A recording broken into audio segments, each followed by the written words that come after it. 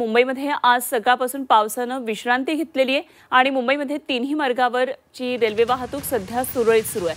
मुंबईतले रस्ते वाहतूक सुद्धा सुरळीत आहे आणि मुंबईत पुढचे 48 तास मात्र सतर्कतेचे आहेत, कारण धोक्याचा इशारा दिलेला आहे। रस्ते वाहतूक सध्या तरी सुरळीत आहे, त्याचप्रमाणे रेल्वे वाहतूक सुद्धा सुरळीत आहे। मात्र पुढचे काही तास, पुढचे 48 तास हे महत्त्वाचे असणार आहेत। सकाळपासून मुंबईमध्ये पावसासंदर्भातली ही अपडेट एक बातमी ती म्हणजे सध्या तरी पावसानं मुंबईमध्ये सकाळपासून पहाटेपासून विश्रांती घेतली आहे। मात्र काल रात्री 6 नंतर जो मुंबईमध्ये उपनगरामध्ये पाऊस मोठ्या प्रमाणामध्ये झाला, त्यामुळे मुंबईकरांची पुरती दैना उडाली होती।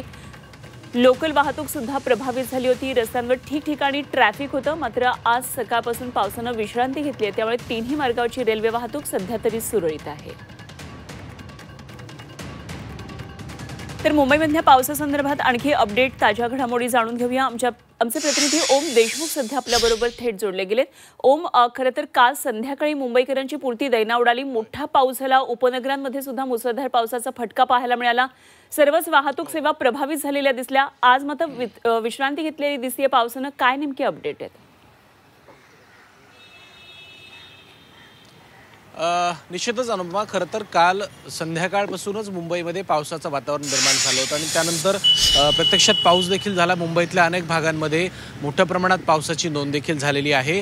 काल रात्री उशिरापर्यंत, मध्यरात्रीपर्यंत हा पाऊस सातत्यानं सुरू होता, मात्र पहाटेपासून पुन्हा एकदा पावसाने विश्रांती घेतली आहे। सध्या तरी मुंबईतलं जनजीवन सुरळीतपणे चालू आहे, कुठेही त्यामध्ये डिस्टर्बन्स आलेला नाही आहे। रेल्वे वाहतूक असेल, रस्ते वाहतूक असेल, यामध्ये कुठलीही बाधा नाही आहे। मात्र आज मुंबईला जो आहे तो येलो अलर्ट देण्यात आलेला आहे। या आठवड्यामध्ये मुंबईमध्ये मोठ्या प्रमाणात पावसाची शक्यता जी आहे ती हवामान खात्याकडून व्यक्त करण्यात आलेली आहे। त्यानुसार आज देखील मुंबईमध्ये पाऊस पडेल अशा प्रकारचा अंदाज हवामान खात्याकडून व्यक्त करण्यात आलेला आहे। निश्चितच याचा परिणाम मुंबईच्या जनजीवनावर होतो, लोकलवरती होतो, रस्ते वाहतुकीवरती होतो। काल जो तसा झाला होता, त्यामुळे आता आजच्या नेमक्या संदर्भामध्ये पावसाची स्थिती काय असणार आहे हे देखील पाहणं आवश्यक असेल। येलो अलर्ट जो आहे तो हवामान खात्याकडून देण्यात आला आहे। सातत्यानं हवामान खात्याकडून पावसाच्या संदर्भात अपडेट्स येत आहेत। यावेळी मान्सूनचं आगमन हे वेळेपूर्वीच झालेलं आहे आणि अपेक्षेपेक्षा अधिक पाऊस यावेळेला महाराष्ट्रामध्ये दाखवण्यात आला आहे। त्यामुळे पावसाच्या स्थितीबाबतच्या अपडेट्स ह्या सातत्याने समोर येत आहेत। मुंबईमध्ये पावसाची स्थिती कशी असेल हे देखील आता पाहणं इंटरेस्टिंग असेल।